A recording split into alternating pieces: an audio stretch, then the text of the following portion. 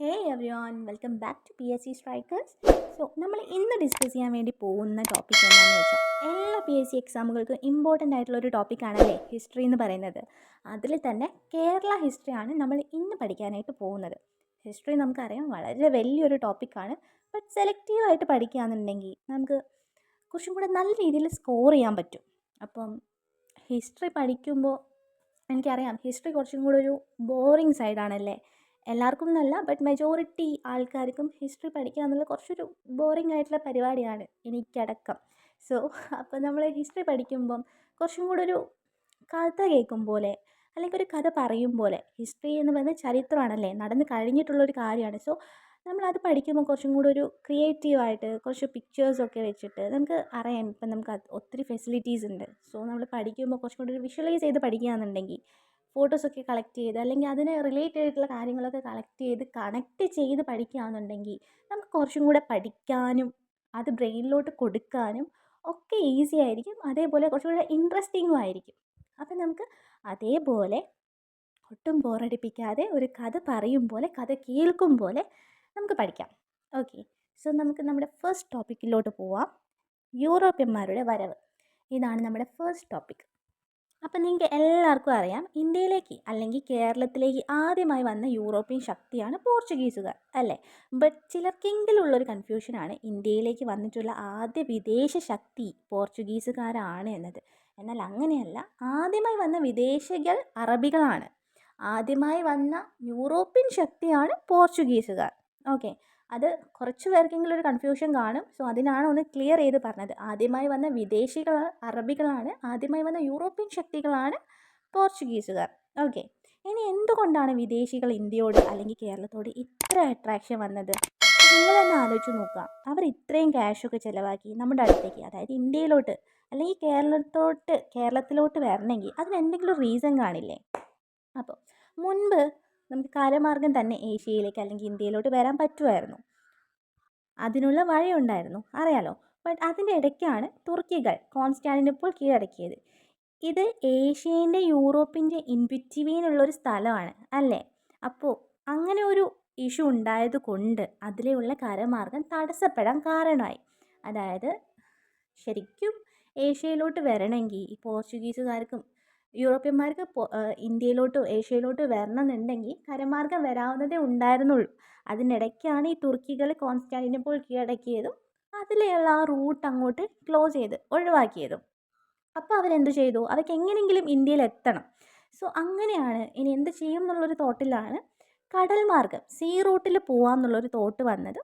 അതിനായിട്ട് അവർ കടൽ മാർഗത്തിലൊരു വാണിജ്യപാത കണ്ടുപിടിക്കുന്നതും ഇന്ത്യയിലോട്ട് വരുന്നതും ആദ്യമായി വാസ്കോ ഡ ഗാമ നമ്മുടെ കാപ്പാട് കാലുകുത്തുന്നതും. അപ്പം നിങ്ങൾക്ക് തന്നെ അറിയാലോ, ഈ സീ റൂട്ട് അല്ലെങ്കിൽ കടൽ മാർഗം എന്ന് പറയുന്നത് എത്രത്തോളം ഡേഞ്ചറസ് ആയിട്ടുള്ളൊരു കാര്യമാണ് എന്നത്. അതും ആ കാലത്ത്. ഓക്കെ, അപ്പോൾ വാസ്കോ ഡ ഗാമയ്ക്ക് ശേഷം സീ റൂട്ടിൽ ഇന്ത്യയിലേക്ക് വന്ന ആളാണ് കബ്രാൾ എന്ന് പറഞ്ഞിട്ടുള്ള ആൾ. അദ്ദേഹം 33 കപ്പലുകളുമായിട്ടാണ് പോർച്ചുഗലിൽ നിന്ന് നമ്മുടെ ഇന്ത്യയിലോട്ട് പുറപ്പെടുന്നത്. ബട്ട് ആകെ 6 കപ്പലുകൾ മാത്രമേ കേരളത്തിൽ എത്തിച്ചേർന്നിട്ടുള്ളൂ. അപ്പോൾ അത്രയും റിസ്ക് പിടിച്ച ഒരു പരിപാടിയാണ് ഈ സീ റൂട്ടിൽ ഇങ്ങോട്ട് വരിക എന്നുള്ളത്. എങ്കിലും അവർ ഇത്രയും റിസ്ക് എടുത്ത് ഇവിടെ വന്നിട്ടുണ്ടെങ്കിൽ അതിനൊരു റീസൺ കാണില്ലേ? എന്തായിരിക്കും ആ റീസൺ? അതെന്താണെന്ന് വെച്ചാൽ അവരിങ്ങോട്ടേക്ക് വന്നാൽ അവർക്ക് എത്രയാണോ പോർച്ചുഗീസിൽ നിന്ന് അവർക്ക് ഇങ്ങോട്ടേക്ക് വരാൻ വേണ്ടിയിട്ട് ചിലവായത്, അവർക്ക് എത്ര ചിലവായോ അതിൻ്റെയൊക്കെ ഇരട്ടീൻ്റെ അത്രയും പറഞ്ഞാൽ പോരാ, അത്ര ഇരട്ടി അവർക്ക് ഇവിടുന്ന് കിട്ടും.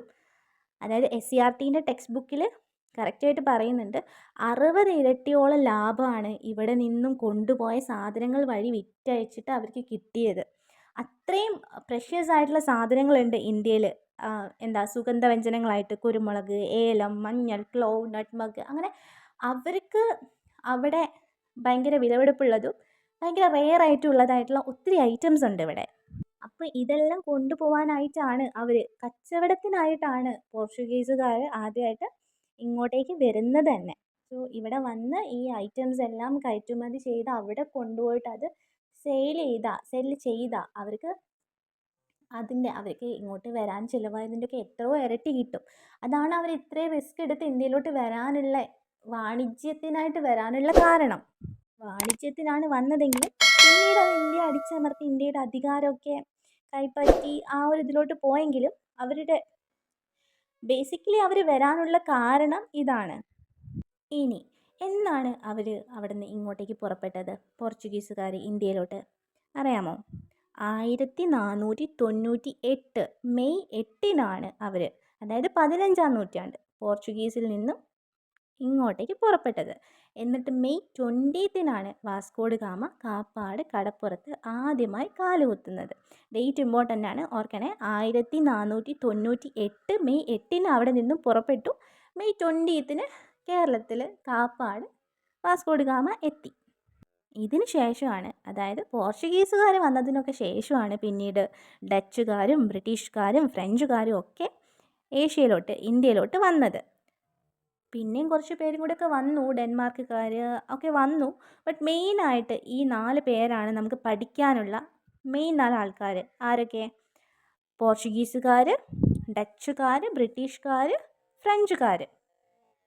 അപ്പോൾ ഇതിൻ്റെ ഒരു ഓർഡറും വളരെ ഇമ്പോർട്ടൻ്റ് ആണ് കേട്ടോ, ചിലപ്പോൾ ചോദിക്കാൻ ചാൻസ് ഉണ്ട്.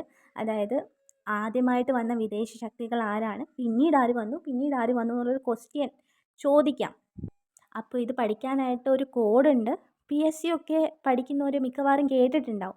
ഞാൻ ഈ കേരള ഹിസ്റ്ററി ഒക്കെ പഠിക്കാനായിട്ട് ഇങ്ങനെ യൂട്യൂബിൽ ഓരോ വീഡിയോസൊക്കെ റെഫർ ചെയ്തപ്പോൾ കിട്ടിയൊരു കോഡാണ് കേട്ടോ. പോഡ ബീഫെ അങ്ങനെ പറയും. അതായത് പോഡ ബീഫെ. ആദ്യമായിട്ട് വന്നത് ആരാണ്? പോർച്ചുഗീസുകാർ, പോ. ഓക്കെ. രണ്ടാമത് വന്നത് ഡച്ചുകാരാണ്. അപ്പോൾ പോഡ കിട്ടിയല്ലോ, പോഡ ബീഫെ. മൂന്നാമത് വന്നത് ബ്രിട്ടീഷുകാരാണ്. നാലാമത് വന്നത് ഫ്രഞ്ചുകാരാണ്. മനസ്സിലായോ ആ ഒരു ഓർഡർ? പോർച്ചുഗീസുകാർ, ഡച്ചുകാർ, ബ്രിട്ടീഷുകാർ, ലാസ്റ്റ് ഫ്രഞ്ചുകാർ. ഓക്കെ. പിന്നെ നിങ്ങൾക്കറിയാലോ, പോർച്ചുഗീസുകാരെ പറങ്കികൾ എന്നാണ് അറിയപ്പെടുന്നത്, അല്ലേ? പറങ്കികൾ അറിയാലോ. പിന്നെ ഈ ഒരു ടോപ്പിക്കിൽ ചോദിക്കാവുന്ന ഒരു ക്വസ്റ്റ്യനാണ്, കേപ്പ് ഓഫ് ഗുഡ് ഹോപ്പ് വഴി കേരളത്തിൽ എത്തിച്ചേരുന്ന ആദ്യത്തെ യൂറോപ്യൻ ശക്തി ആരാണ്? ഇങ്ങനൊരു ക്വസ്റ്റ്യൻ വരാം. എന്താണ്? കേപ്പ് ഓഫ് ഗുഡ് ഹോപ്പ് വഴി കേരളത്തിൽ എത്തിച്ചേരുന്ന ആദ്യത്തെ യൂറോപ്യൻ ശക്തി ആരാണ്? പോർച്ചുഗീസുകാരാണ്. ഓക്കെ, ഇതൊന്ന് നോട്ട് ചെയ്ത് വെച്ചോളൂ കേട്ടോ. പിന്നെന്താണ് നമുക്ക് ഈ ഒരു ടോപ്പിക്കിൽ നോക്കാനുള്ളത്? കാർട്ടസ് എന്താണെന്നറിയോ? കാർട്ടസ് എന്ന് പറഞ്ഞിട്ടുള്ളൊരു പാസ് സിസ്റ്റമാണ്. പോർച്ചുഗീസുകാരുടെ ഒരു പാസ് സിസ്റ്റമാണ് കാർട്ടസ്. അപ്പോൾ ഇതിനു മുമ്പ് നിങ്ങൾക്കറിയാം, അറബികളാണല്ലേ ആദ്യമായിട്ട് വന്നത്. ഞാൻ ഓൾറെഡി പറഞ്ഞു, ആദ്യമായി വന്ന വിദേശ ശക്തി ആരാണ്? അറബികളാണ്. ആദ്യമായി വന്ന യൂറോപ്യൻ ശക്തിയാണ് പോർച്ചുഗീസുകാർ. അപ്പോൾ പോർച്ചുഗീസുകാർ വരുന്നതിന് മുമ്പേ അറബികളോട് വന്നിട്ടുണ്ട്. അപ്പോൾ മലബാർ വ്യാപാരത്തിൻ്റെ കുത്തക ഉണ്ടായിരുന്നത് അറബികൾക്കായിരുന്നു. ഓക്കെ. അപ്പോൾ ആ കുത്തകയൊക്കെ നശിപ്പിച്ചുകൊണ്ട് ഇന്ത്യയിലേക്ക് വന്ന യൂറോപ്യൻ ശക്തിയാണ് പോർച്ചുഗീസുകാർ. അപ്പോൾ എന്താണ് ഈ ഒരു കാർട്ടസ് എന്ന് പറയുന്നത്? പോർച്ചുഗീസ് സാമ്രാജ്യത്തിൻ്റെ ഒരു നേവൽ ട്രേഡ് പെർമിറ്റ് സിസ്റ്റമാണ് കാർട്ടസ് എന്ന് പറയുന്നത്, അല്ലെങ്കിൽ നാവിക കസ്റ്റംസ് സംവിധാനം. കാർട്ടസ് എന്നത് പോർച്ചുഗീസ് ഭാഷയിൽ കാർഡ് അല്ലെങ്കിൽ പാസ് എന്ന അർത്ഥം വരുന്നൊരു പദമാണ്. ഓക്കെ. സംഭവം എന്താണെന്ന് വെച്ചാൽ, പോർച്ചുഗീസ് സാമ്രാജ്യം 1500-ന് ശേഷം ഇന്ത്യൻ മഹാസമുദ്രത്തിൽ വ്യാപാര നിയന്ത്രണങ്ങൾ സ്ഥാപിക്കാൻ ശ്രമിച്ചു. അതായത് അവരുടെ നിയന്ത്രണത്തിലൂടെ മാത്രമേ കപ്പലുകൾ കടലിലൂടെ പോകാവൂ എന്നാണ് അവർ അവകാശപ്പെട്ടത്. അതിനായി പോർച്ചുഗീസ് ഭരണകൂടം കാർട്ടസ് പാസ് എന്ന ഒരു അനുമതി പത്രം ഏർപ്പെടുത്തി. ഓക്കെ. ഈ പാസ് ഇല്ലാതെ ആർക്കും കടലിൽ വ്യാപാരത്തിന് പോകാൻ അനുമതി ഉണ്ടാവില്ല. ഈ കാർട്ടസ് പാസ് കിട്ടണമെങ്കിൽ ഒരു പ്രത്യേക നികുതി, ഒരു പ്രത്യേക പണം ചുമത്തിയിട്ട് വേണം ഇത് നമുക്ക് സ്വന്തമാക്കാൻ വേണ്ടിയിട്ട്. ആ ഒരു എന്താ പറയുന്നത്, ആ ഒരു പെർമിഷൻ നമുക്ക് കിട്ടാൻ വേണ്ടിയിട്ട്. ഓക്കെ. ആ ഒരു പാസ് ഉണ്ടെങ്കിൽ മാത്രമേ ആർക്കും കടലിലൂടെ വ്യാപാരത്തിന് പോകാനായിട്ട് പറ്റുള്ളൂ. ഇനി ഇൻ കേസ് അങ്ങനെ ഇല്ലാതെ ആരെങ്കിലും പോയാലോ, ഇവരൊക്കെ അതായത് ഈ കപ്പൽ ജീവനക്കാരെയൊക്കെ പിടിച്ചു കൊണ്ടുപോയി കൊല്ലുകയോ അല്ലെങ്കിൽ അടിമകളാക്കി വെക്കുകയോ ഒക്കെ ചെയ്തിരുന്നു. അപ്പം ഇതാണ് കാർട്ടസ് പാസിനെ പറ്റിയിട്ടുള്ള ഒരു ഇൻഫർമേഷൻ. പിന്നെ വരുന്നൊരു ക്വസ്റ്റ്യനാണ്, വാസ്കോഡ് ഗാമയെ ഇന്ത്യയിലേക്ക് അയച്ചത് ആരാണെന്നുള്ളൊരു ക്വസ്റ്റ്യൻ. മുമ്പ് PSCയിൽ ചോദിച്ചിട്ടുള്ളൊരു ക്വസ്റ്റ്യനാണ്. ആരാണ് വാസ്കോഡ് ഗാമയെ ഇന്ത്യയിലേക്ക് അയച്ചത്? ആരാണ്? മാനുവൽ എന്ന രാജാവാണ് വാസ്കോഡ് ഗാമയെ ഇന്ത്യയിലേക്ക് അയച്ചത്. ക്ലിയർ? പിന്നെ അദ്ദേഹം രണ്ടാമതായിട്ട് കേരളത്തിലേക്ക് എത്തിയത് 1502-ലും അവസാനമായിട്ട് വന്നത് 1524-ലുമാണ്. ഓക്കെ. അപ്പോൾ എന്നായിരുന്നു അദ്ദേഹം ആദ്യമായിട്ട് ഇന്ത്യയിലേക്ക് അല്ലെങ്കിൽ കേരളത്തിലേക്ക് വന്നത്? ഏത് ഇയറിലായിരുന്നു? 1498 അല്ലേ? 1498 മെയ് 8 അവിടുന്ന് പുറപ്പെട്ടു. പോർച്ചുഗീസിൽ നിന്ന് പുറപ്പെട്ടു. മെയ് 20 ഇന്ത്യയിൽ കേരളത്തിൽ കാപ്പാടിലെത്തി. ഓക്കെ. ഇനി നമുക്ക് 1498 കേരളത്തിൻ്റെ ഒരു സ്ട്രക്ചർ എന്ന് പറയുന്നത് എന്താണെന്ന് നോക്കാം. എങ്ങനെയായിരുന്നു? ഏറ്റവും മുകളിൽ കണ്ണൂർ, കാസർഗോഡ് ആ ഒരു ഭാഗം അതേതാണ്? കോലത്തുനാടാണ്. കോലത്തിരി വാഴുന്ന കോലത്തുനാട്. ആക്ച്വലി ഞാനിവിടെ പ്രധാനമായിട്ടും നിലനിന്നിരുന്ന രാജ്യങ്ങളെ പറ്റിയാണ് കേട്ടോ പറയുന്നത്. അല്ലാതെ കുഞ്ഞു കുഞ്ഞു നാട്ടുരാജ്യങ്ങൾ വേറെ ഉണ്ട്, ബട്ട് അതിനെപ്പറ്റി അല്ല പറയുന്നത്, മെയിനായിട്ടുള്ള രാജ്യങ്ങളെ പറ്റി. ഓക്കെ. ദെൻ അതിന് തൊട്ട് താഴത്തായിട്ടാണ് ആരാണ്? ഏറ്റവും കൂടുതൽ സ്ഥലം കൈവശം ഉണ്ടായിരുന്ന ആരായിരുന്നു? സാമൂതിരി അല്ലേ? ഏകദേശം കോഴിക്കോട് മുതൽ തൃശ്ശൂർ ഏകദേശം അത്രയും ഒരു പോർഷൻ സാമൂതിരിയുടെ അണ്ടറിലായിരുന്നു അല്ലേ? ഭയങ്കര പവർഫുള്ളായിട്ടുള്ളൊരു രാജവംശമായിരുന്നു സാമൂതിരിൻ്റെ പറയുന്നത്. പിന്നെ അതിൻ്റെ തൊട്ട് താഴത്ത് വരുന്നതാണ് കൊച്ചി രാജവംശം. പിന്നെയും താഴോട്ട് പോയാൽ വേണാട്, ചെമ്പകശ്ശേരി, ഏറ്റവും താഴെ ട്രാവൻകൂർ, എന്താണ്? തിരുവിതാംകൂർ രാജവംശം അല്ലേ? ഇതായിരുന്നു ആ ഒരു അന്നത്തെ കാലത്ത് കേരളത്തിൻ്റെ സ്ട്രക്ചർ എന്ന് പറയുന്നത്.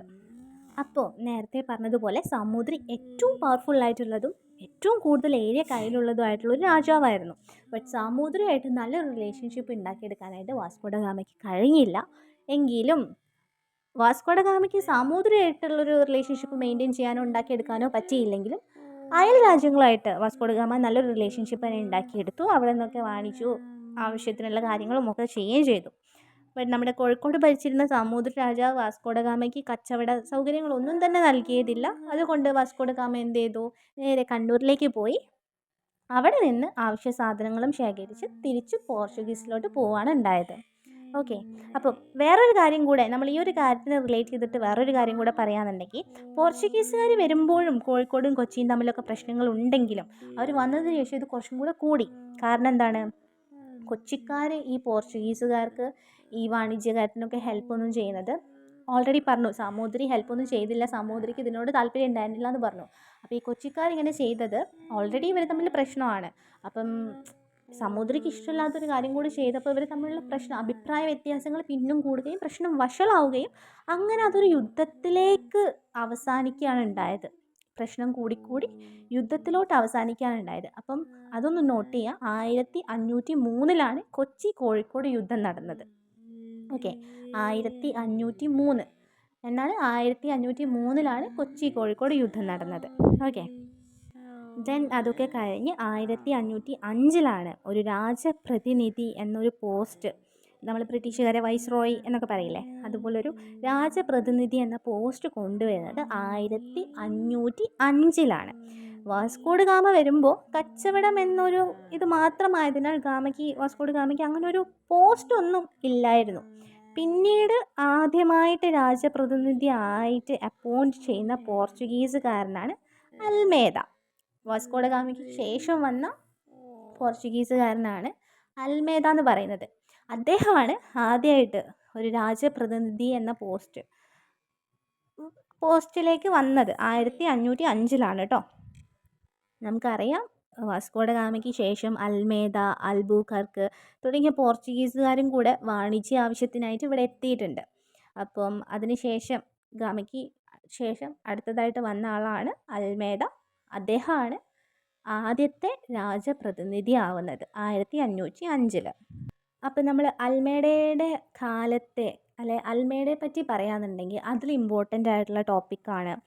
അൽമേഡയുടെ കാലത്തിൽ ഇമ്പോർട്ടൻ്റ് ആയിട്ട് നടന്നിട്ടുള്ള നിയമങ്ങളാണ് ബ്ലൂ വാട്ടർ പോളിസി അല്ലെങ്കിൽ നീല ജല നയം. കേട്ടിട്ടുണ്ടോ? അപ്പം ഇത് ആവിഷ്കരിച്ച വൈസ്രോയി ആരാന്ന് ചോദിച്ചാൽ ബ്ലൂ വാട്ടർ പോളിസി അല്ലെങ്കിൽ നീല ജല നിയമം ആവിഷ്കരിച്ച വൈസ്രോയി ആരാന്ന് ചോദിച്ചാൽ അൽമേഡയാണ്. ഓക്കെ. അൽമേഡ കാലത്ത് നടന്ന ഇമ്പോർട്ടൻ്റ് ആയിട്ടുള്ളൊരു നിയമമാണ് കേട്ടോ ഇത്. അതേപോലെ കണ്ണൂർ കോട്ട, പിന്നീട് സെൻറ്റ് ആഞ്ചലോസ് കോട്ടയായ കണ്ണൂർ കോട്ടയുടെ നിർമ്മാണത്തിന് നേതൃത്വം നൽകിയ വൈസ്രോയും അൽമേഡയാണ്. അതും 1505 ഇതിൻ്റെ ഒരു നടന്നത്, കോട്ട ഉണ്ടായത്. പിന്നീട് രണ്ടാമത്തെ പോർച്ചുഗീസ് വൈസ്രോയിയാണ് ആര്? നേരത്തെ പറഞ്ഞതുപോലെ വാസ്കോഡ ഗാമയ്ക്ക് ശേഷം വന്നത് അൽമേഡ, അതിനുശേഷം വന്നത് അൽബുക്കർക്ക്. അപ്പം ആദ്യത്തെ വൈസ്രോയി ആരാണ്? അൽമേഡയാണ്. രണ്ടാമത്തെ വൈസ്രോയി ആയതാരാണ്? അൽബൂബർക്കാണ്. ഓക്കെ, അൽബൂബർക്കാണ് പള്ളിപ്പുറം കോട്ട. 1503 ഇന്ത്യയിലെ ആദ്യത്തെ യൂറോപ്യൻ കോട്ടയാണ് പള്ളിപ്പുറം കോട്ട. ഓക്കെ, ഇന്ത്യയിലെ ആദ്യത്തെ യൂറോപ്യൻ കോട്ട ഏതാണ്? പള്ളിപ്പുറം കോട്ട, 1503. ഇതിന് നേതൃത്വം നൽകിയത് രണ്ടാമത്തെ പോർച്ചുഗീസ് വൈസ്രോയിയായ അൽബൂബർക്കാണ്. ഓക്കെ, പിന്നെ ഇന്ത്യയിലെ മിശ്ര കോളനി സമ്പ്രദായം കൊണ്ടുവന്ന വൈസ്രോയിയും ആരാണ്? അൽബൂബർക്കാണ്. ബട്ട് അതൊരു പരാജയമാണെങ്കിലും കൊണ്ടുവന്നത് ആരാന്നുള്ളൊരു ക്വസ്റ്റ്യൻ വരാം.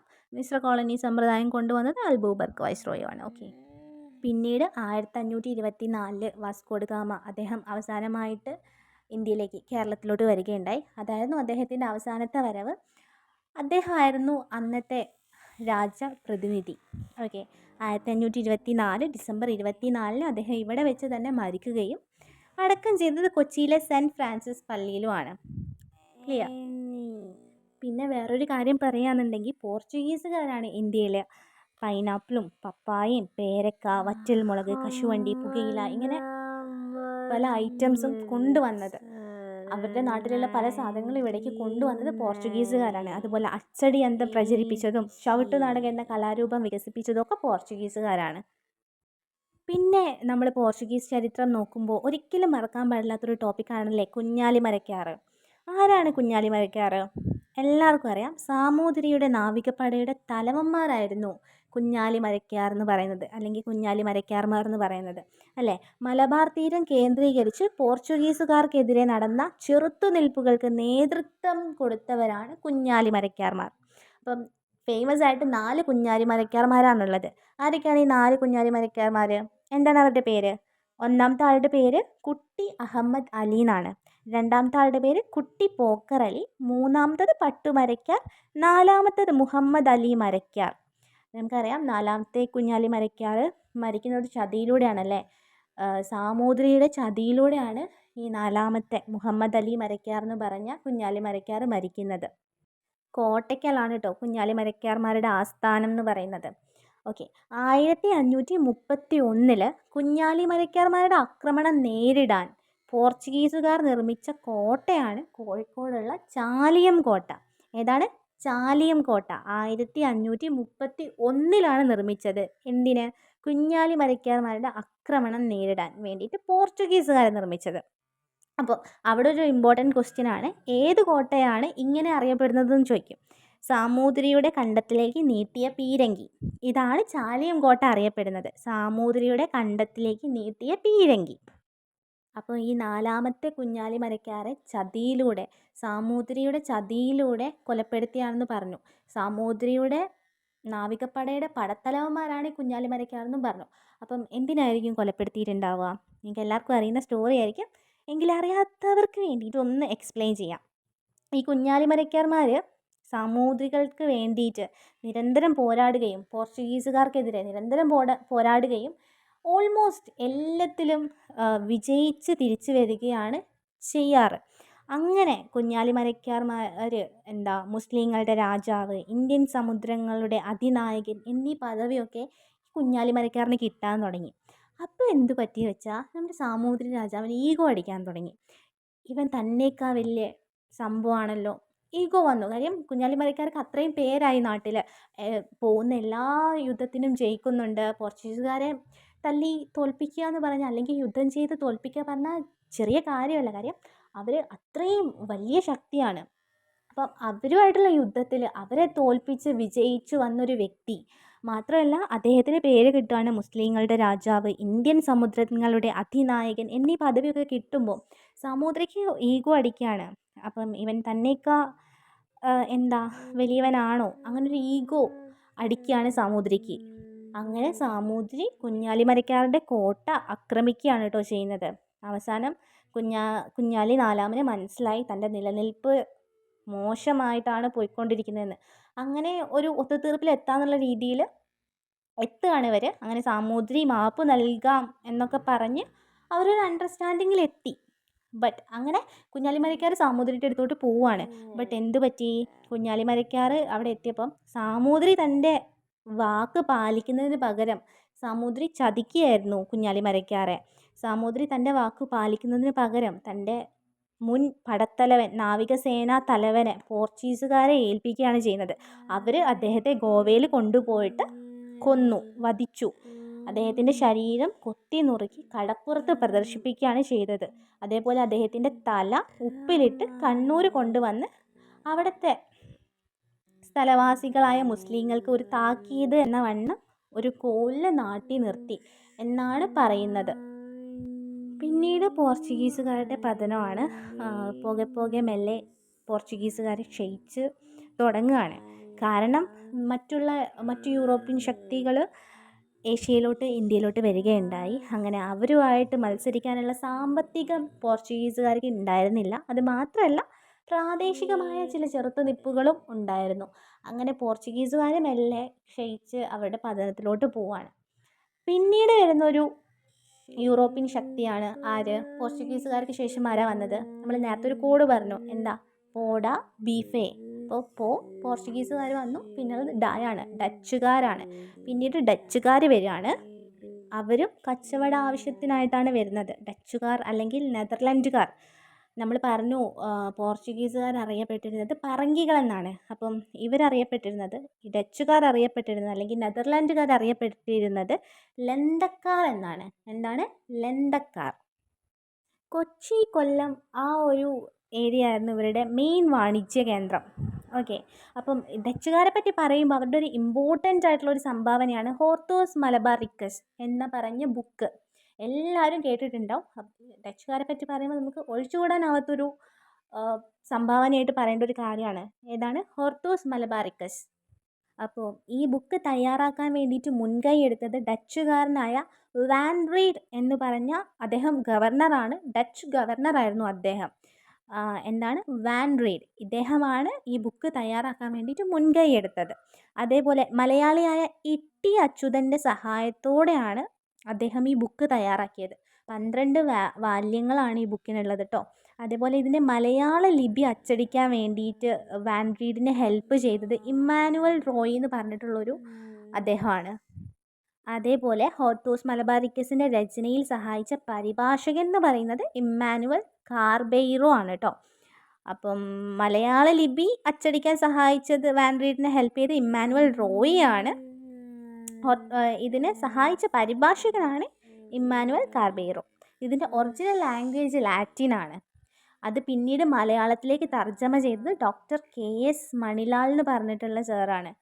അദ്ദേഹം 2025 എനിക്ക് തോന്നുന്നു ജനുവരി 1 തോന്നുന്നു മരണപ്പെട്ടു. അപ്പോൾ ചിലപ്പം ആ ഒരു ക്വസ്റ്റ്യനും വരാം, ആരാണ് മലയാളത്തിലേക്ക് തർജ്ജമ ചെയ്തതെന്നുള്ളത്. അദ്ദേഹത്തിന് 2020 പത്മശ്രീ ഒക്കെ ലഭിച്ചിട്ടുണ്ട്. അപ്പം വിയോഗം സംഭവിച്ചു എന്ന രീതിയിൽ ആ ഒരു ക്വസ്റ്റ്യൻ വേണമെങ്കിൽ വരാം. ഡോക്ടർ KS മണിലാലാണ് മലയാളത്തിലോട്ട് പിന്നീട് തർജ്ജമ ചെയ്തത്. 2025 അദ്ദേഹം മരിച്ചത്. അതുപോലെ മറ്റൊരു മെയിൻ സംഭാവനയാണ് നമ്മുടെ ബോൾഗാട്ടി പാലസ്. അത് ഡച്ചുകാരുടെ ഒരു മഹത്തായ സംഭാവനയാണ്. അതേപോലെ ഉപ്പ് നിർമ്മാണം, വസ്ത്രത്തിലെ ചായങ്ങൾ, ഇതെല്ലാം ഡച്ചുകാരാണ് കേട്ടോ ഇന്ത്യക്കാർക്ക് ഇൻട്രൊഡ്യൂസ് ചെയ്തത്. അപ്പം പിന്നീട് 1741 കുളച്ചിൽ യുദ്ധത്തിലാണ് ഡച്ചുകാർ പരാജയപ്പെടുന്നതും. ആ ഒരു പരാജയത്തോട് തന്നെ ഡച്ചുകാരുടെ അടിത്തറ തന്നെ നഷ്ടപ്പെട്ടു എന്ന് പറയാം. അപ്പം കുളച്ചിൽ യുദ്ധത്തിനെ പറ്റി നമ്മൾ മാർത്താണ്ഡവർമ്മയെ പറ്റി പറയുന്ന ടൈമിൽ ഡീറ്റെയിൽ ആയിട്ട് പറയാം. അപ്പോൾ ഇത്രയൊക്കെയാണ് ഇന്നത്തെ വീഡിയോയിൽ പറയാനുള്ളത്. യൂറോപ്യന്മാരുടെ വരവിനെക്കുറിച്ചും നമ്മൾ പകുതി പോർഷനാണ് ഇവിടെ പറഞ്ഞ് കംപ്ലീറ്റ് ചെയ്തത്. 4 യൂറോപ്യൻ ശക്തികളാണ് മെയിനായിട്ട് നമുക്ക് പഠിക്കാനുള്ളത്. അതിൽ 2 പേരെ നമ്മൾ പഠിച്ചു. ഇനി ഏതൊക്കെയാണ് 2 പേര്? ബ്രിട്ടീഷുകാരുടെ വരവ് ഒന്നൊന്നര വരവാണ്. അതിനെപ്പറ്റി നമുക്ക് ഡീറ്റെയിൽഡ് ആയിട്ട് തന്നെ പറയാനുണ്ട്. സോ അത് നെക്സ്റ്റ് ഒരു വീഡിയോയിൽ അതിനെപ്പറ്റി സെപ്പറേറ്റ് ആയിട്ടൊരു ക്ലാസ് തന്നെ പറയാം. അപ്പം ബ്രിട്ടീഷുകാരെ പറ്റിയും ഫ്രഞ്ചുകാരെ പറ്റിയും പറയാനുണ്ട് അല്ലേ. നമ്മൾ പറഞ്ഞ കോഡ് എന്താ? പോഡ ബീഫേ. നമ്മളിൽ പോഡ എത്തിയിട്ടേ ഉള്ളൂ. പോർച്ചുഗീസുകാരും ഡച്ചുകാരും വരെ നമ്മൾ പറഞ്ഞിട്ടുള്ളൂ. ഇനി ബീഫിൻ്റെ ബ്രിട്ടീഷും ഫ്രഞ്ചും കൂടെ പറയാനുണ്ട്. അപ്പം ഓക്കെ, എല്ലാവരും ക്ലാസ് കേട്ടു എന്ന് വിചാരിക്കുന്നു. അപ്പം thank you so much. By.